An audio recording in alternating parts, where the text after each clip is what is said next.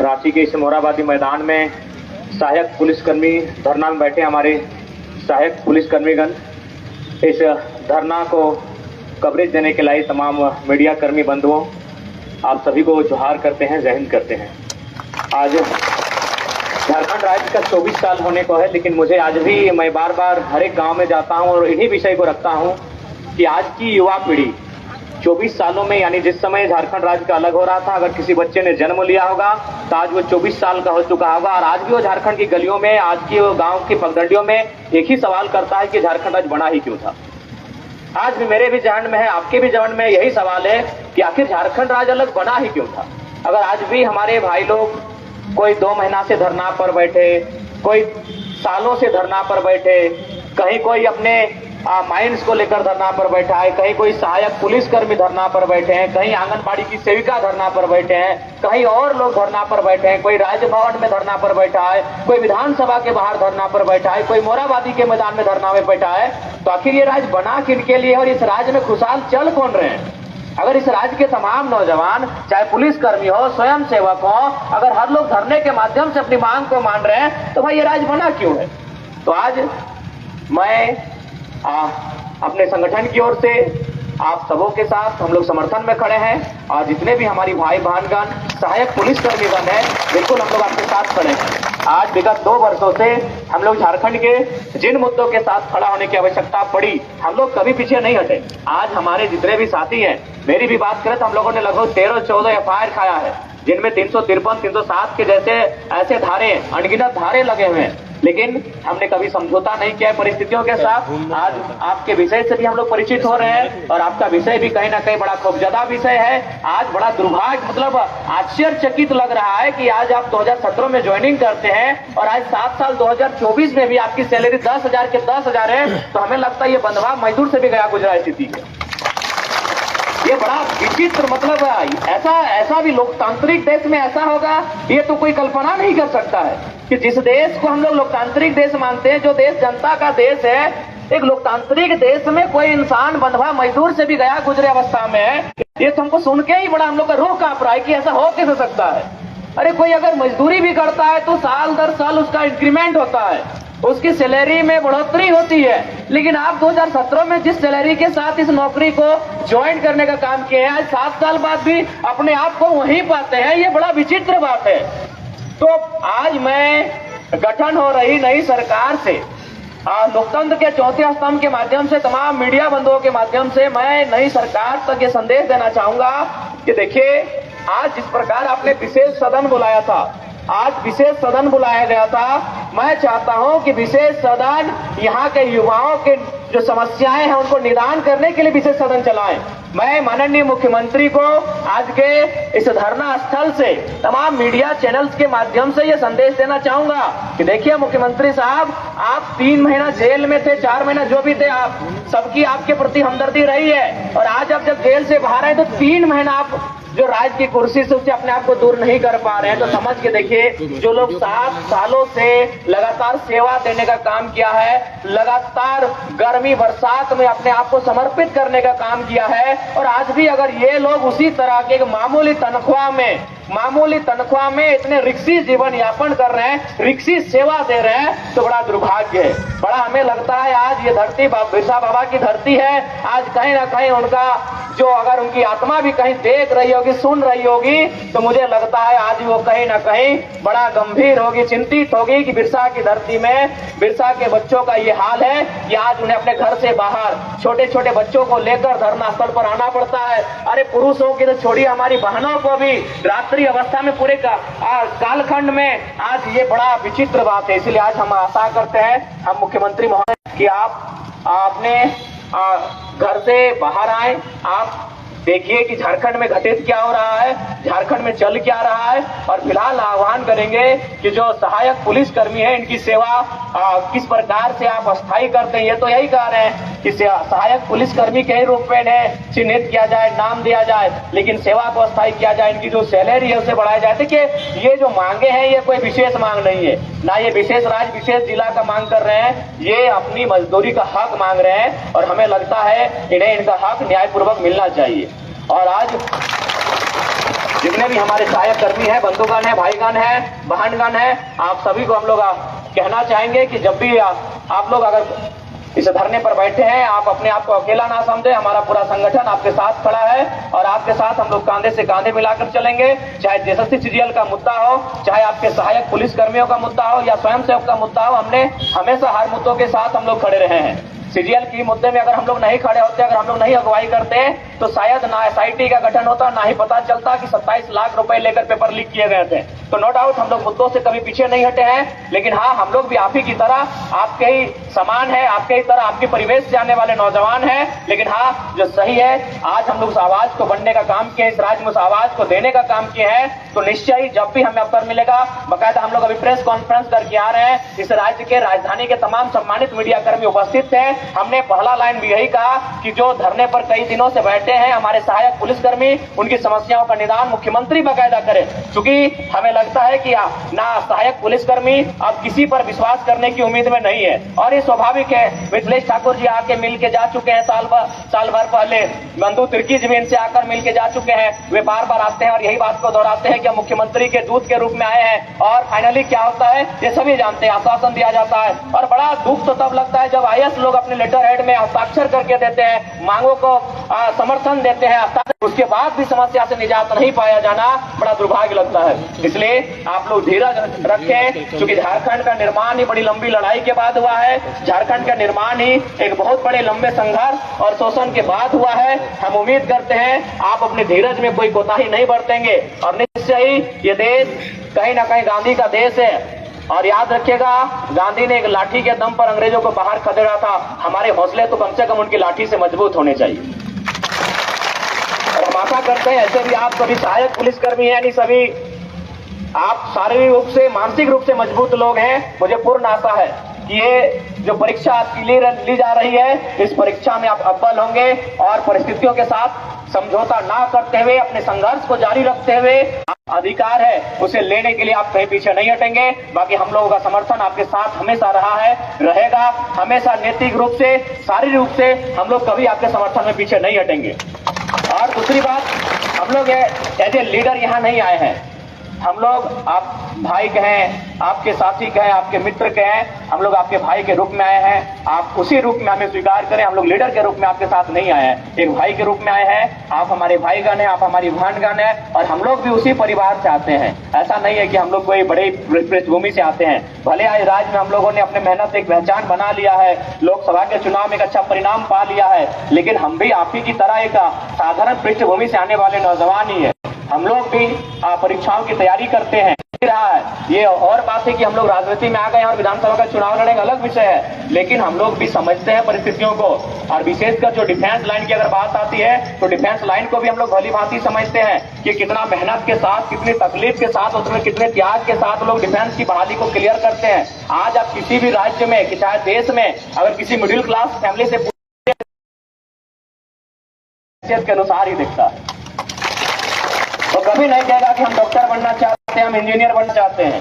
वो बड़े घर के बच्चे कहते होंगे, एकाध लोग कहते होंगे, लेकिन जो वास्तव में चीजों को समझते हैं ना, जो हकीकत से रूबरू हैं, वो यही कहते हैं। हम लोग भी जब छोटे थे, जब स्कूल में हमारे कोई पत्रकार आते थे, जब हम लोग 6ठी क्लास में, 7वीं क्लास में पढ़ते थे, तो हम लोग भी पहला सपना यही कहते थे कि हम लोग आर्मी बनेंगे। तो ये स्वाभाविक है। हाँ, यहाँ जितने भी लोग बैठे हैं मिडिल क्लास फैमिली के घर के बेटे और बेटियां हैं, उनको अपने सपनों को भी मालूम है कि उनकी उड़ान कहाँ तक है।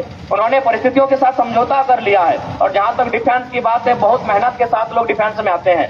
तो मेरा मानना है कि हम लोग भी बहुत करीब से तैयारियों को किया है। हम लोग भी सुबह 4 बजे 5 बजे उठते थे, दौड़ लगाते थे।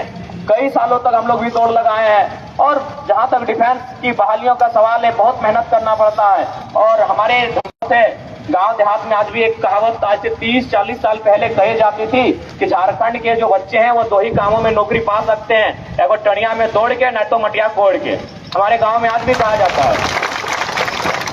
टणिया में दौड़ने का मतलब है हमारे जो पूर्वज नौकरी लेते थे वही हवलदार, चपरासी, दरोगा, पुलिस, वही हमारी हैसियत थी। देखिए, हमें अपने हम मानते हैं हमें सपने देखने का हक है, हम अपने सपनों को आसमान तक देख सकते हैं, आसमान यानी किसी पायलट के रूप में देख सकते हैं, लेकिन सच्चाई यही हम लोग मिडिल क्लास फैमिली से हैं, उसके लिए बहुत बड़ा बजट का वहन करना पड़ता है। तो हमने अपने सपने हमेशा अपने बजट के अनुसार ही देखे हैं। और ये गाँव देहात में कहावत सही में आज भी चरितार्थ है कि झारखंड के इधर दो चीजें नौकरियां करवा। आज से 30-40 साल पहले कहावत थी कि मटिया कोड़ के नहीं तो टणिया तोड़ के। मटिया कोड़ने का मतलब है कि हमारे उधर माइंस का एरिया है, जो हमारे पूर्वज उस समय मिट्टी काटने के लिए गए थे, उनको बीसीसीएल में सरकारी नौकरी लग गया था और चपरासी पुलिस की बहाली को क्लियर करते थे आज से 30 साल 40 साल पहले।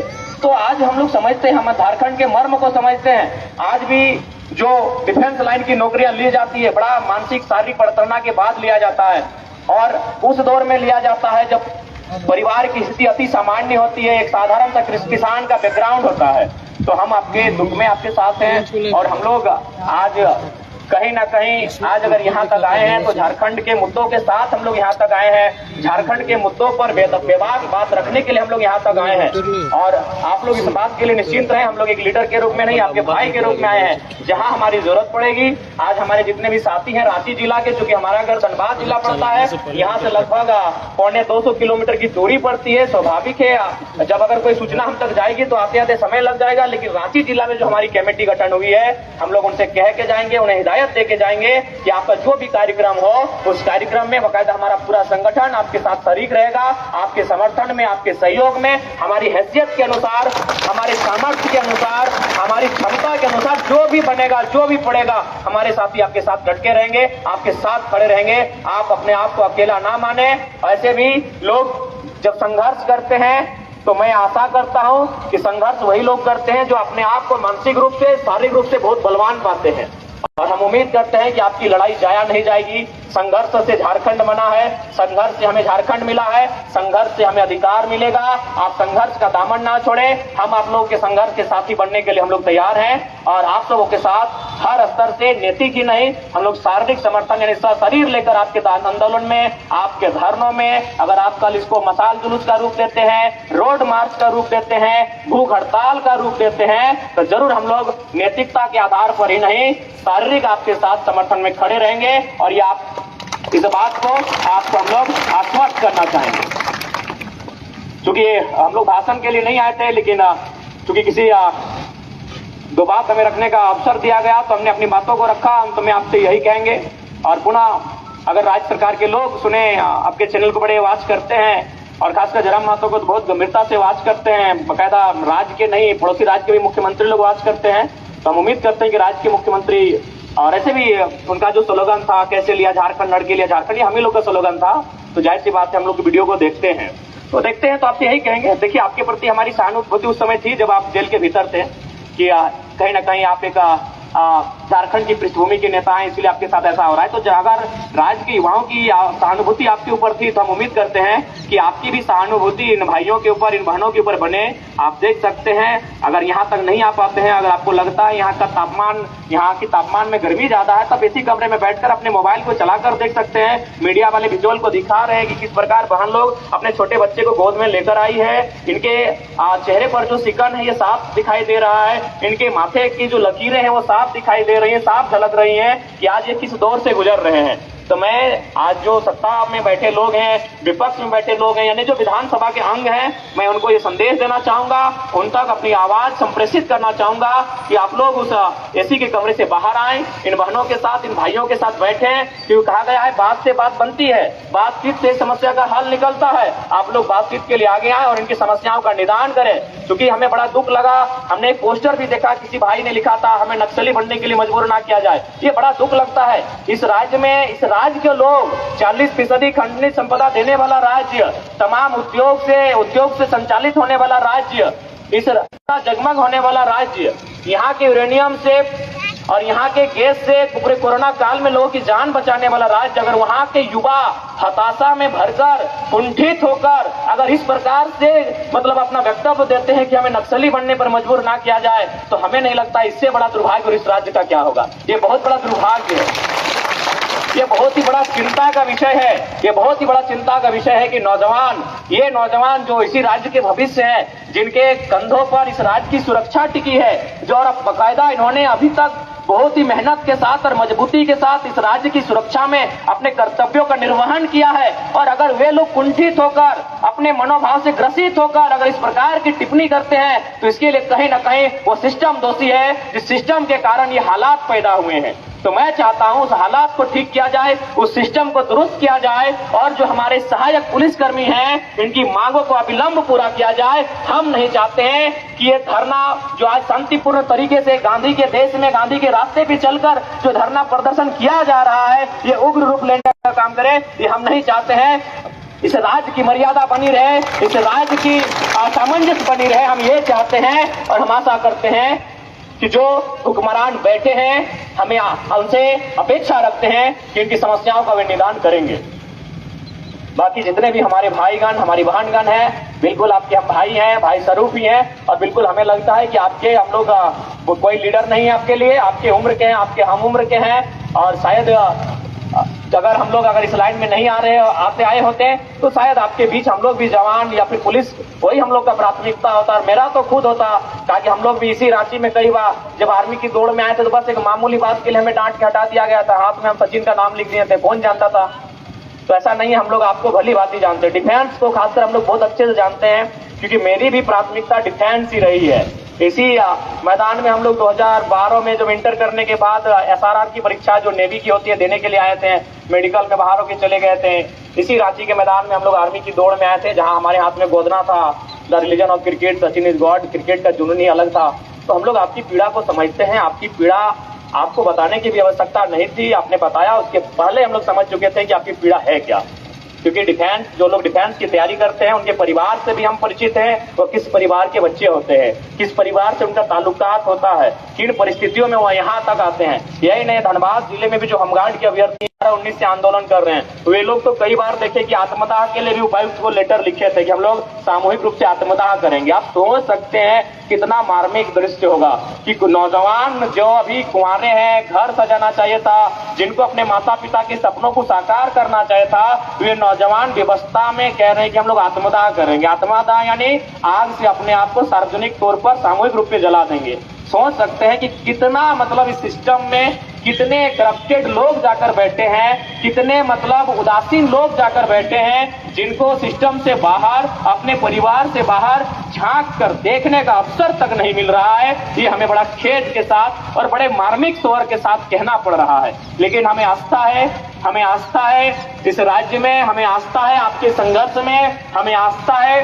तमाम मीडिया कर्मी जो लोकतंत्र के चौथे स्तंभ जाने जाते हैं, हमें आप पे पूर्ण आस्था है कि आप इनके मुद्दों को गौण नहीं होने देंगे, आप इनकी आवाज को मौन नहीं होने देंगे और लोकतंत्र के चौथे स्तंभ के माध्यम से इस राज की आबो हवा में इनके मुद्दे गर्मजोशी के साथ बहते रहेंगे। हम आपसे गुजारिश करना चाहेंगे, जितने भी लोकतंत्र के चौथे स्तंभ आए हैं, हम आपसे आग्रह करना चाहेंगे कि हमारे जो सहायक पुलिसकर्मी के भाईगण बहनगण यहाँ धरना पर बैठे हैं, इनके मुद्दों को आप लोग गौण नहीं होने देंगे और इनकी आवाज को आप लोग मौन नहीं होने देंगे। ये हम आपसे अपेक्षा रखते हैं, ये आपसे हम लोग गुजारिश करते हैं।